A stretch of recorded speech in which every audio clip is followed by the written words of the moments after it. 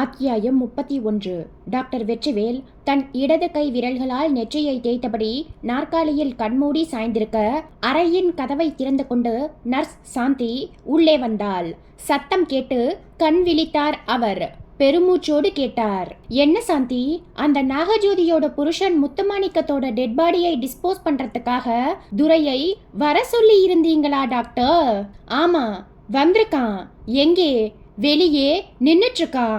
கூப்பிடு. சாந்தி அறைக்கு வெளியே போய் எட்டி பார்த்து கையசைத்து கூப்பிட வலுவான புஜங்களோடு இளைஞன் ஒருவன் பவ்யத்தோடு உள்ளே நுழைந்து கும்பிட்டான். வணக்கம் டாக்டர். துரை, சாந்தி விஷயத்த சொன்னாளா?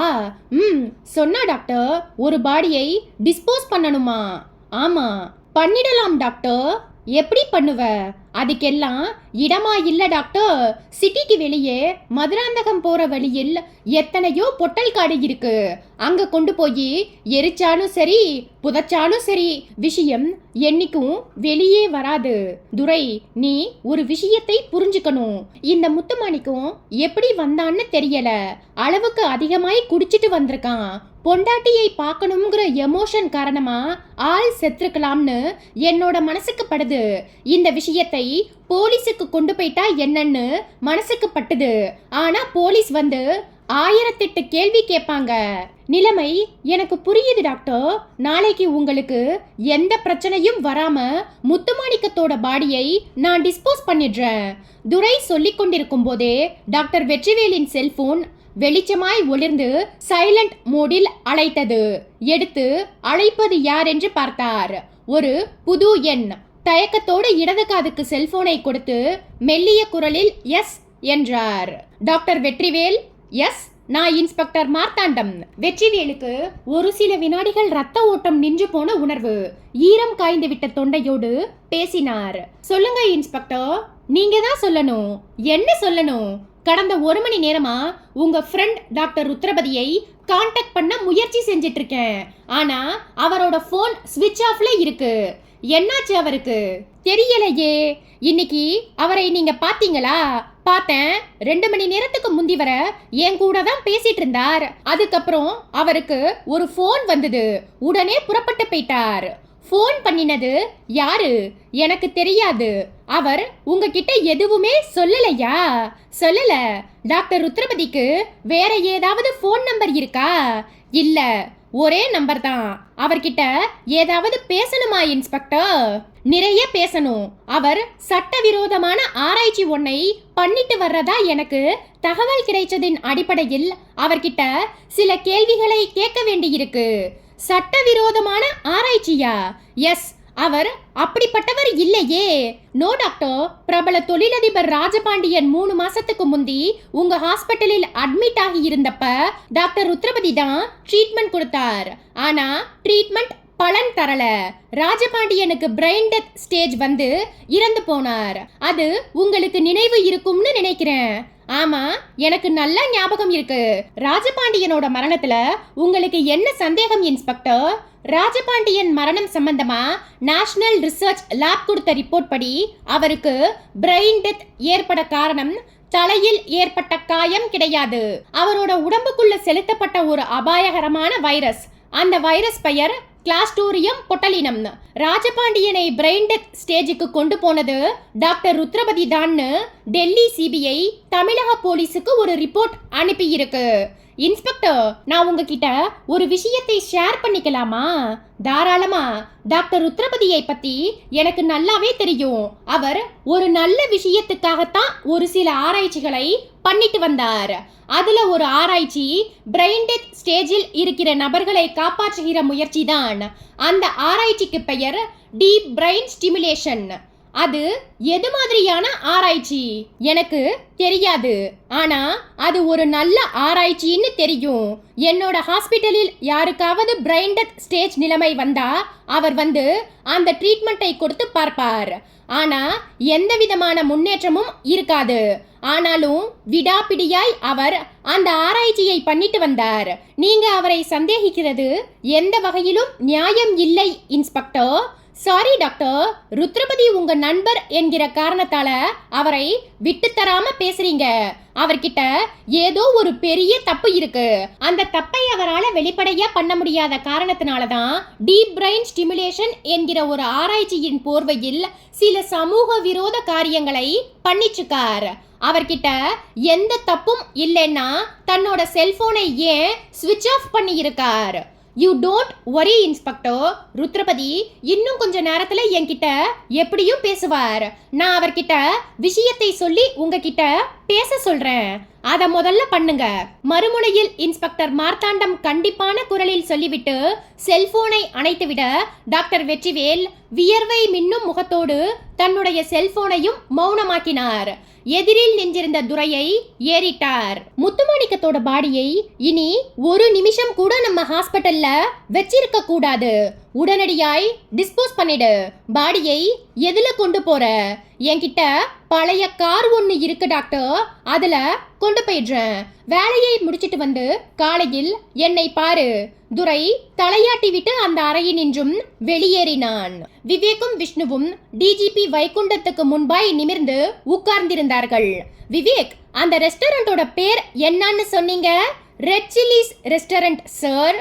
அந்த ரெஸ்டாரண்ட்டுக்கு யாரையோ பார்க்க போன டாக்டர் ருத்ரபதி வெளியே வரவே இல்லையா? வரல சார்.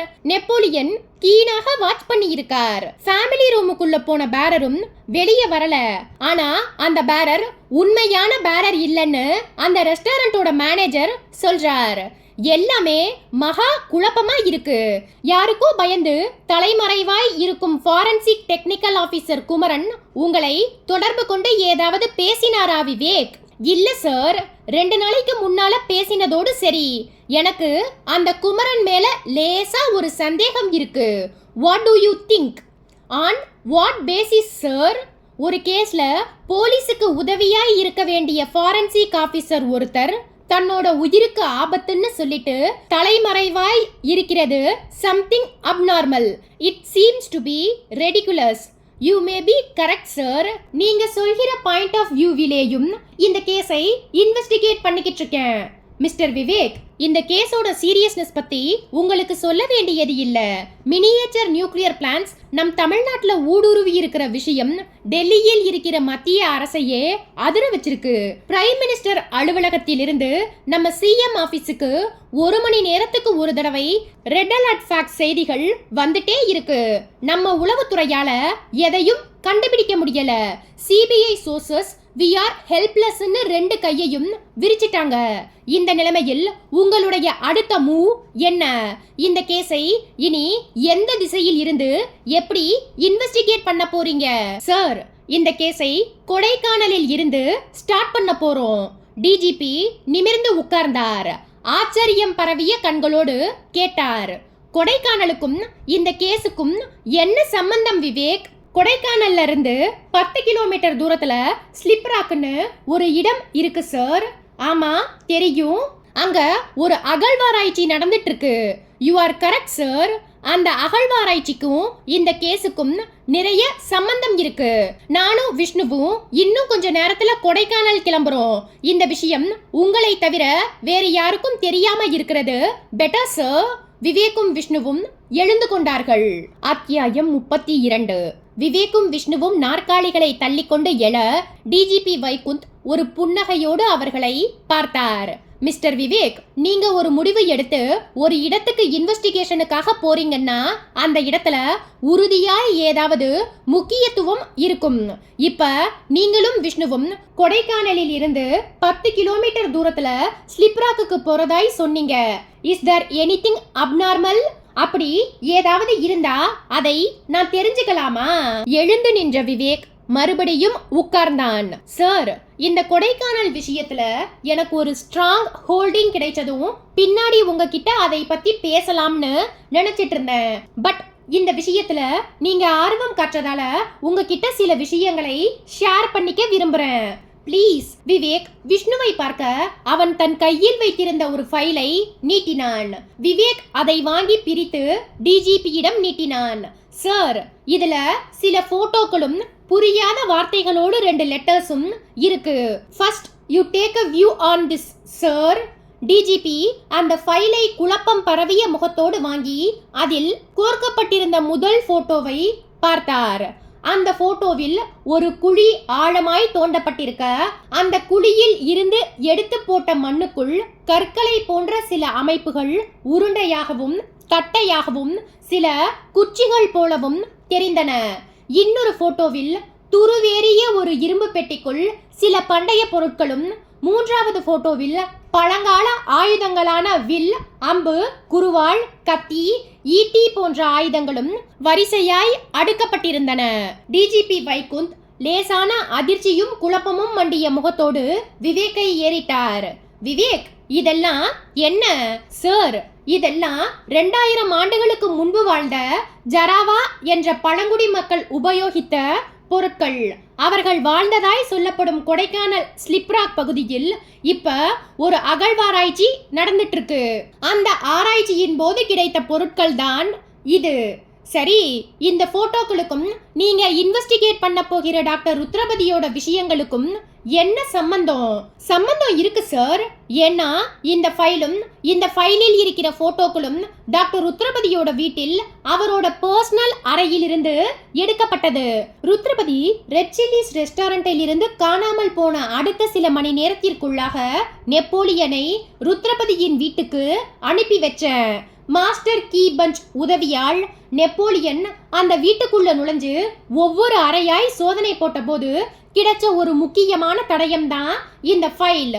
ஒரு நியூரோ ஸ்பெஷலிஸ்டான டாக்டர் ருத்ரபதி கொடைக்கானல் ஸ்லிப்ராக்கில் நடைபெறுகிற ஒரு அகழ்வாராய்ச்சிக்கு ஏன் இவ்வளவு முக்கியத்துவம் கொடுக்கணுங்கிற கேள்விதான் இப்ப நம்ம முன்னாடி இருக்கிற $1 மில்லியன் கேள்வி. டிஜிபியின் முகம் ஓர் இறுக்கமான யோசனைக்கு உட்பட்டது. விஷயம் என்னவாக இருக்கும்னு கெஸ் பண்றீங்க விவேக்? ஒரு விஷயம் பிடிபடுது சார். என்ன? விவேக் அவரிடம் இருந்த ஃபைலை வாங்கி தோண்டப்பட்ட குழி அருகே மணல் குவித்து வைக்கப்பட்டிருந்த போட்டோவை காட்டினான். சார், இந்த போட்டோவில் உள்ள மண் குவியலில் உங்களால எதையாவது பார்க்க முடியுதா?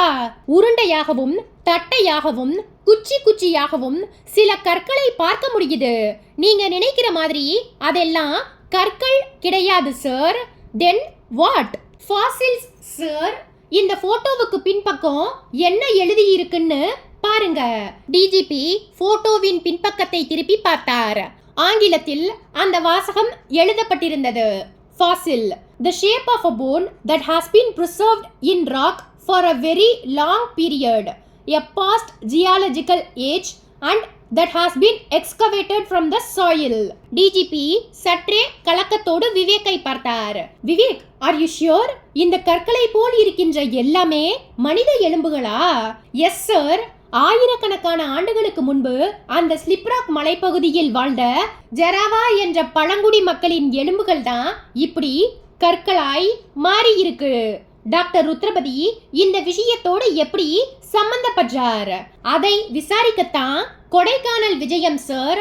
அந்த அகழ்வாராய்ச்சியின் மொத்த நிர்வாக பொறுப்பையும் பார்த்துட்டு இருக்கிற அதிகாரியோட பெயர் விஜய் பாபு. அந்த விஜய் பாபுக்கு தெரியாம இந்த போட்டோக்களும் ஃபைலில் இருக்கிற குறிப்புகளும் டாக்டர் ருத்ரபதிக்கு வந்திருக்க முடியாது sir. So it's a must one to visit Kodaikanal ஸ்லிப்ராக். டிஜிபி சில வினாடிகள் வரை மௌனமாய் இறுக்கமான முகத்தோடு இருந்துவிட்டு விவேக்கை ஒரு பெருமூச்சோடு நிமிர்ந்து பார்த்தார். விவேக், டாக்டர் ருத்ரபதி சம்பந்தப்பட்ட இந்த கேஸில் ஒவ்வொரு விஷயமும் குழப்பமாய் இருக்கு. முதல் விஷயம் அந்த பிராஸ்தட்டிக் ஹெட். இரண்டாவது விஷயம் அந்த தலையில் வைக்கப்பட்டிருந்த மினியேச்சர் நியூக்ளியர் பிளான்ஸ். மூன்றாவது விஷயம் இந்த ஸ்லிப்ராக் அகழ்வாராய்ச்சி. விவேக் குறுக்கிட்டான். சார், இந்த 3 விஷயங்களுமே ஏதோ ஒரு புள்ளியில் நிச்சயம் சங்கமம் ஆகியிருக்கும். அந்த புள்ளி எங்க இருக்குன்னு கண்டுபிடிக்கிற ஸ்டேஜுக்கு வந்துட்டோம். கொடைக்கானல் ஸ்லிப்ராக்கில் எல்லா கேள்விகளுக்கும் விடை கிடைக்கும்னு நினைக்கிறேன் சார். விவேக்கின் கையை பற்றினார் DGP. Mister Vivek, all the best. Go ahead with your investigation. Waiting for a fruitful reply from you within couple of days. Certainly sir. விவேக்கும் விஷ்ணுவும் எழுந்து கொண்டார்கள். டாக்டர் ருத்ரபதிக்கு சுய உணர்வு திரும்பிய போது தான் அரை இருட்டான ஒரு அறையில் இருப்பதை உணர்ந்தார். நெற்றியின் 2 பக்கங்களும் கனம் ஏறி பின்னந்தலையில் வலி தெரிந்தது. மெல்ல எழுந்து உட்கார முயன்றார். உடல் அதற்கு ஒத்துழைக்க மறுத்து ஒரு பக்கமாய் சாய்ந்தது. கைகளை ஊன்றிக்கொண்டு அப்படியே சுவருக்கு முதுகை கொடுத்தார். தனக்கு என்ன நேர்ந்தது என்று மெதுவாய் யோசிக்க ஆரம்பித்தார். தான் ரெட் சில்லிஸ் ரெஸ்டாரண்ட்டுக்கு வந்து ஹரியை சந்தித்து பேசிக் கொண்டிருந்த போது பேரர் ஒருவன் உள்ளே வந்ததும் துப்பாக்கி முனையில் மிரட்டியதும் அவன் காட்டிய செல்போனில் லைவ் காட்சியில் சுபத்ரா துப்பாக்கியால் சுடப்பட்டதும் பிறகு பேசிக் கொண்டிருக்கும் போதே அந்த பேரர் தன்னிடம் இருந்த ஸ்ப்ரேயரை எடுத்து தன் முகத்தில் அடித்ததும் அவருடைய மனசுக்குள் ஸ்லைடுகள் போட்ட தினசில் காட்சிகள் ஓடிக்கொண்டிருக்கும் போதே அந்த அறையின் கதவை தள்ளியபடி ஓர் உருவம் உள்ளே நுழைந்தது. சுவரில் இருந்த ஸ்விட்ச் ஒன்றை தேய்க்க அறைக்குள் வெளிச்சம் நிரம்பியது. ருத்ரபதி தலையை உயர்த்தி வந்தது யார் என்று பார்த்தார். ஹோட்டலில் பார்த்த அதே பேரர் தான். இப்போது உடை மாறியிருந்தது. பக்கத்தில் வந்து நின்று தன் வலுவான பரந்த உள்ளங்கையை அவருடைய தோளின் மீது வைத்தான். 1 கிலோ எடைக்கல்லை வைத்த மாதிரியான உணர்வு. டாக்டர், இந்நேரத்துக்கு உங்களுக்கு மயக்கம் தெளிஞ்சிருக்குமேன்னு நினைச்சிட்டே வந்தேன். நான் நினைச்ச மாதிரியே சுய உணர்வுக்கு திரும்பிட்டீங்க. குட். உடம்பு நார்மலுக்கு வர இன்னும் ஒரு 10 நிமிஷம் பிடிக்கும். பின்னந்தலை இரும்பு குண்டு மாதிரி கணக்கும். காபி சாப்பிடுறீங்களா? ருத்ரபதி பதில் ஒன்றும் பேசாமல் அவனையே பார்த்தார். அவன் சிரித்தான். எனக்கு புரியுது டாக்டர். இப்ப உங்களுக்கு இருக்கும் மனநிலையில் எதுவுமே சாப்பிட தோணாது. எனக்கு கொஞ்சம் தண்ணி வேணும். இதோ என்று குரல் கொடுத்து கொண்டே கையில் தண்ணீர் பாட்டிலோடு ஜாஃபர் உள்ளே வந்தான். ருத்ரபதியிடம் பாட்டிலை நீட்டினான். இந்தாங்க டாக்டர், நான் யாருன்னு பாக்குறீங்களா? என் பேரு ஜாஃபர். ருத்ரபதி தண்ணீர் பாட்டிலை வாங்கிக் கொள்ளாமல் ஜாஃபரையே பயத்தோடு பார்த்தபடி கேட்டார். நீங்கெல்லாம் யாரு? எதுக்காக என்னை இப்படியெல்லாம்? அவர் பேச பேச ஜாஃபர் கையமர்த்தினான். இதோ பாருங்க டாக்டர், இனிமேல் இந்த அப்பாவித்தனமான நடிப்பெல்லாம் எடுபடாது. நாங்க கேக்குற கேள்விக்கு நீங்க சரியான பதிலை சொல்லிட்டீங்கன்னா உங்களுக்கும் நல்லது, எங்களுக்கும் அது ரொம்ப ரொம்ப நல்லது. ருத்ரபதி காய்ந்து போன தொண்டையில் எச்சிலை சிரமத்தோடு விழுங்கினார். பிறகு ஈனஸ்வர குரலில் கேட்டார். என்கிட்ட இருந்து உங்களுக்கு என்ன வேணும்? அதே பழைய கேள்விதான். முதல்ல தண்ணியை குடிங்க. தண்ணீர் பாட்டிலை வாங்கிய ருத்ரபதி பாதி அளவுக்கு தண்ணீரை குடித்துவிட்டு பாட்டிலை கீழே வைத்தார். ஜாஃபர் அவருக்கு அருகே ஒரு ஸ்டூலை இழுத்து போட்டுக்கொண்டு உட்கார்ந்தான். நிறுத்தி நிதானமான குரலில் கேட்டான். அந்த ரெஜினுவேட் 4141 என்கிற வார்த்தைக்கு பின்னாடி இருக்கிற பயோ ட்ரூத் என்ன? ருத்ரபதி மௌனம் காத்தார். ஜாஃபர் சில வினாடிகள் வரை பொறுமை காத்துவிட்டு கேட்டான். இப்படி பேசாம இருந்தா என்ன அர்த்தம் டாக்டர்? எனக்கு தெரியாத ஒன்ன பத்தி என்கிட்ட நீங்க கேட்டா என்னால எப்படி பதில் சொல்ல முடியும்? டாக்டர், கொஞ்சம் பின்னாடி திரும்பி அந்த சுவரோர மூளையை பாருங்க. ருத்ரபதி குழப்பத்தோடும் பயத்தோடும் திரும்பி பார்த்தார். இருதயத்துக்குள் குளிர் ரத்தம் பாய்ந்தது. அத்தியாயம் 33. அந்த சுவரோர மூலையில் ஒரு கட்டில் போடப்பட்டிருக்க அந்த கட்டிலில் நெற்றியில் தோட்டா பாய்ந்து நிலைத்து போன விழிகளோடு சுபத்ராவின் உடல் மல்லாந்து தெரிந்தது. டாக்டர் ருத்ரபதி கண்களில் நிறைந்துவிட்ட நீரோடு சுபத்ராவையே பார்த்து கொண்டிருக்க ஜாஃபர் அவருடைய காதருகே மெல்ல சிரித்தான். டாக்டர், நீங்க நான் கேட்ட கேள்விக்கெல்லாம் பதில் சொல்லி ஒத்துழைப்பு தராம அடம் பிடிச்சதால இப்ப உங்க மக மாதிரி இருந்த சுபத்ரா உயிரோட இல்ல. இன்னும் அடம் பிடிச்சீங்கன்னா உங்களுக்கு வலது கை மாதிரி இருக்கிற ஹரியையும் இதே மாதிரியான கோலத்தில் தான் பார்க்க முடியும். ருத்ரபதி பதட்டப்பட்டார். வேண்டாம், ஹரியை ஒன்னும் பண்ணிடாதீங்க. ஹரி இப்போது எது மாதிரியான நிலைமையில் இருக்கான்னு நீங்க ஒரு தடவை பார்த்துடுறது நல்லது. உங்களுக்கு எதிரில் இருக்கிற டிவி திரையை பாருங்க டாக்டர். ருத்ரபதி கலக்கத்தோடு டிவி திரைக்கு பார்வையை கொண்டு போக ஜாஃபர் தன் கையில் இருந்த ரிமோட் கண்ட்ரோலை இயக்கினான். டிவி திரை வெளிச்சம் பிடித்து ஓர் அறையை காட்ட அறையின் மையத்தில் ஹரி நாற்காலியில் நைலான் கயிற்றின் உதவியால் பிணைக்கப்பட்டிருந்தான். அகலமான ரப்பர் பேண்டால் வாய் கட்டப்பட்டு மின்சார வயர்கள் அவனுடைய உடம்பை மொய்த்திருந்தது. ஜாஃபரின் குரல் ருத்ரபதியின் காதருகே கேட்டது. டாக்டர், நீங்க ஒரு தடவை பொய் பேசினதால சுபத்ரா இப்ப உயிரோட இல்ல. இன்னொரு தடவையும் அதே பொய்யை பேசினீங்கன்னா ஹரியும் உயிரோடு இருக்க மாட்டான். ஹரி உட்கார்ந்துட்டு இருக்கிறது சாதாரண நாற்காலி இல்ல, எலக்ட்ரிக் நாற்காலி. 2000 வோல்ட் மின்சாரம் அவனோட உடம்புக்குள்ள பாய தயாரா இருக்கு.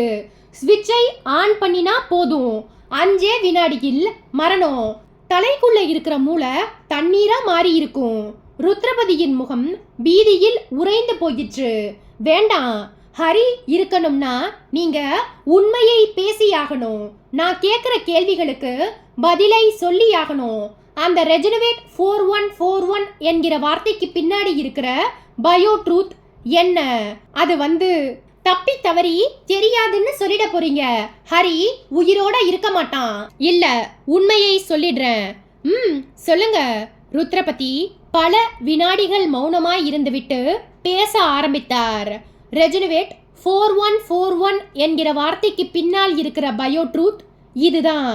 கொடைக்கானலின் ஸ்லிப்ராக் பகுதி, பாதுகாக்கப்பட்ட பகுதி என்ற வார்த்தை அச்சிட்ட நீல நீளமான ரிப்பன்கள் எல்லா திசைகளிலும் ஒட்டி இருக்க, ஆங்காங்கே பெரிய பெரிய ஆழமான பள்ளங்கள் தோண்டப்பட்டு அறிவிப்பு பலகைகள் வைக்கப்பட்டிருந்தன.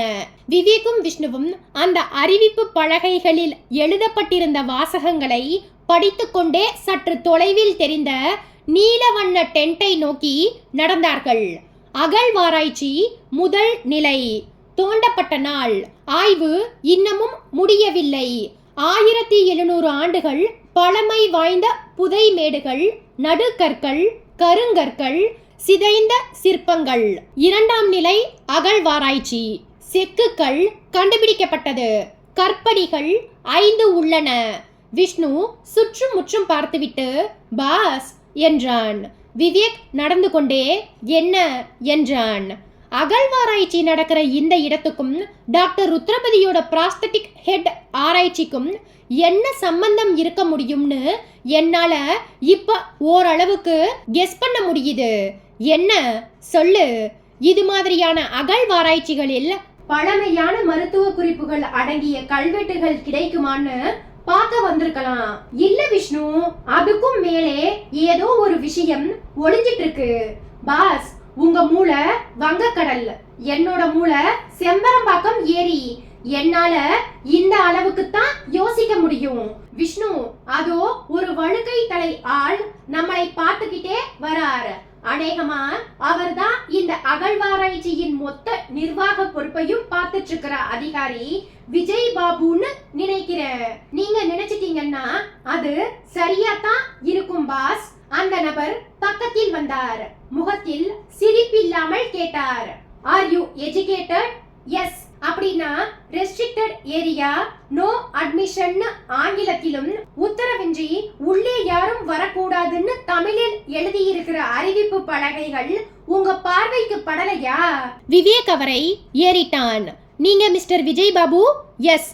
Chief in charge of this archaeology project? Yes. We are Vivek and Vishnu from crime branch of Chennai. Have a look at our ID cards. Vivek, Vishnu இருவரும் அடையாள அட்டைகளை எடுத்து காட்ட விஜய் பாபுவின் முகம் இயல்பான நிலைமைக்கு திரும்பியது. Sorry, I should not be behaved like this. No problem. ஒரு சின்ன இன்வெஸ்டிகேஷன், உங்களுடைய ஒத்துழைப்பு வேணும். வாங்க, என்னோட அறைக்கு போயிடலாம். பெரிய குழிகளுக்கு இடையே இருந்த குறுகலான பாதையில் 3 பேரும் கவனமாய் நடந்து தற்காலிகமாய் கட்டப்பட்டிருந்த அந்த கட்டிடத்திற்குள் நுழைந்தார்கள். அகழ்வாராய்ச்சி ஆய்வகம் நிர்வாக பொறுப்பாளர் என்ற வாசகங்களோடு பெயர் பலகை சுவரில் தெரிய அதை ஒட்டியிருந்த அறைக்குள் விஜய்பாபு பிரவேசித்தார். நாற்காலிகளை காட்டிவிட்டு உட்கார்ந்தார். ப்ளீஸ். விவேக், விஷ்ணு இருவரும் அந்த அறையை தங்கள் பார்வைகளால் கழுவியபடி உட்கார்ந்தார்கள். விஜய்பாபு தனக்கு பின்னால் இருந்த ஷெல்ஃபில் இருந்து ஃப்ளாஸ்கை எடுத்தபடியே கேட்டார், have some tea? No thanks என்று சொன்ன விவேக் நேரடியாய் விஷயத்துக்கு வந்தான். மிஸ்டர் விஜய்பாபு, உங்களுக்கு சென்னையில் இருக்கிற டாக்டர் ருத்ரபதியை தெரியுமா? நியூராலஜிஸ்ட் ருத்ரபதி தானே? ஆமா, தெரியும். நல்ல பழக்கமா? அவ்வளவு பழக்கமெல்லாம் இல்ல. 6 மாசத்துக்கு முன்னாடி தான் எனக்கு அறிமுகமானார். எப்படி அறிமுகமானார்? விஜய்பாபு இப்போது லேசாய் முகம் மாறி போனவராய் கேட்டார். எதுக்காக இந்த விசாரணைன்னு நான் தெரிஞ்சுக்கலாமா மிஸ்டர் விவேக்? அந்த டாக்டர் கிட்ட ஏதோ தப்பு இருக்கு. அவர்கிட்ட தப்பு இருந்தா அவர்கிட்ட ஏன் விசாரணை பண்ண வேண்டியது தானே? அவர்தான் தலைமறைவாயிட்டாரே. ஏன்? அதை தெரிஞ்சுக்கத்தான் உங்ககிட்ட வந்திருக்கோம். என்கிட்ட இருந்து எது மாதிரியான தகவல்களை எதிர்பார்க்குறீங்க? 6 மாசத்துக்கு முன்னாடி தான் டாக்டர் உங்களுக்கு அறிமுகமானார்னு சொன்னீங்க. ஆமா, அவர் எதுக்காக வந்தாருன்னு சொல்ல முடியுமா? அது மிஸ்டர் விஜய்பாபு, உங்களுக்கு ஆரம்பத்திலேயே ஒரு விஷயத்தை சொல்லிடுறேன். டாக்டர் ருத்ரபதி ஒரு விவகாரமான நபர். அவர்கிட்ட ஏதோ ஒரு விபரீதமான விஷயம் இருக்கு என்பதை கண்டுபிடிச்சிட்டோம். அந்த விபரீதமான விஷயத்துக்கும் இந்த அகழ்வாராய்ச்சி இடத்துக்கும் ஏதோ ஒரு வகையில் சம்பந்தம் இருக்கு. ஏன்னா அவரோட வீட்டு அறையில் இந்த ஸ்லிப்ராக் அகழ்வாராய்ச்சி சம்பந்தமான போட்டோக்கள் இருந்துச்சு. சோ நீங்க எந்த ஒரு விஷயத்தையும் மறைக்க முயற்சி செய்ய வேண்டாம். உண்மையை சொல்லிடுறது உத்தமம். விஜய்பாபுவின் பரந்த நெற்றி அந்த கொடைக்கானல் குளிரிலும் வியர்வையில் பிசுபிசுத்தது. சில வினாடிகள் மௌனமாய் இருந்துவிட்டு பிறகு மெல்லிய குரலில் பேசினார். இந்த விஷயத்தில் நான் எதையும் மறைக்க விரும்பல. 6 மாசத்துக்கு முன்னால் டாக்டர் ருத்ரபதி என்னை இதே அறையில் பார்த்தார். தன்னை அறிமுகப்படுத்தி கொண்டவர் ஒரு கடித கவரை என்கிட்ட கொடுத்து பிரிச்சு படிக்க சொன்னார். நானும் கவரை பிரிச்சு பார்த்தேன். உள்ளே ஒரு கடிதம் இருந்தது.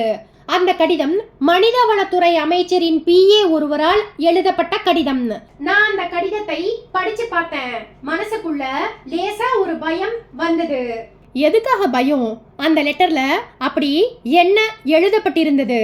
ஒரு நிமிஷம், அந்த லெட்டரை நான் உங்ககிட்ட தரேன். நீங்களே அதை ஒரு தடவை படிச்சு பார்த்துடுங்க சொன்ன விஜய்பாபு தன் மேஜையின் இழுப்பறையை திறந்து ஒரு ஃபைலை எடுத்து அதில் பத்திரப்படுத்தி வைத்திருந்த கடிதம் ஒன்றை உருவி நீட்டினார். விவேக் அதை வாங்கி படிக்க ஆரம்பித்தான்.